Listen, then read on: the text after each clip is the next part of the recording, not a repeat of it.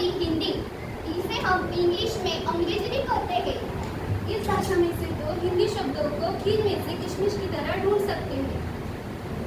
क्या अंग्रेजी, चीनी, जापानी और अन्य भाषाओं को भी हम इसी तरह बोल सकते हैं? क्या वह विदेशी लोग हमें इस बात की इजाजत देंगे? नहीं, बिल्कुल नहीं। भाषा तो देश की पहचान होती है। अब हम भी हिंदी के शब्दों का प्रयोग कर और हमारी भाषा का मान रखेंगे। हाँ हाँ, हमारी भाषा का मान रखेंगे। पर हिंदी के शब्द इसको दिखेंगे कैसे? क्या तुम्हें चंद्रकांता मालूम नहीं? चंद्रकांता की कहानी बड़ी लगती है सुहानी।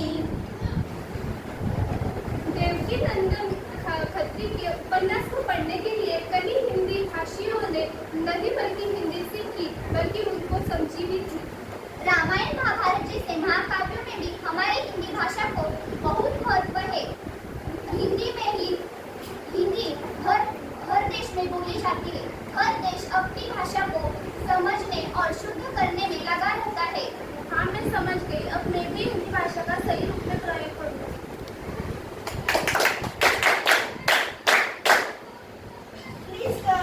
Please come here. Please say something. What's yourself? मेरा नाम शिक्षा है। मैं दिल्ली से हूँ। क्या आप सिर्फ हिंदी में ही बात करती है? क्या आपको अंग्रेजी नहीं आती? तो भला आप काम कैसे करेंगी? आप जा सकती हैं। देखा आपने, यह है हमारे भारत की विडंबना। हमारे भारत में हमारी ही मातृभाषा बोलने से लोग डरने लगे। पानी चाहे ग्लास में हो या स्टील के ग्लास में, पानी तो पानी होता है। उसी प्रकार ज्ञान तो ज्ञान होता है, वो किसी भी भाषा में हो।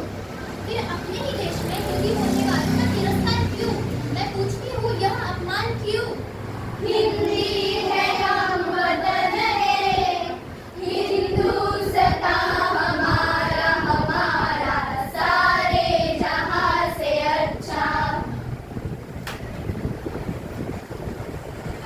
क्या करूँ क्या ना करूँ, ये कैसी मुश्किल है। ओ मेरे भाई, क्या हुआ?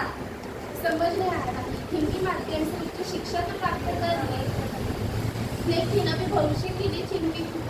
ओहो, ये तो परेशानी केवल सबकी ही है। पत्रकार, हिंदी के अनुवादक, शिक्षा और शैक्षणिक आदि। और भारत सरकार ने भी हिंदी भाषा का महत्व बढ़ाने के लिए कई संभावनाएं अपार की है। तो उठो और मुस्कुराओ, क्योंकि लहरों से डरकर कभी नौका पार नहीं होती।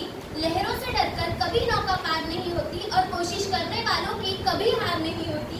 कोशिश करने वालों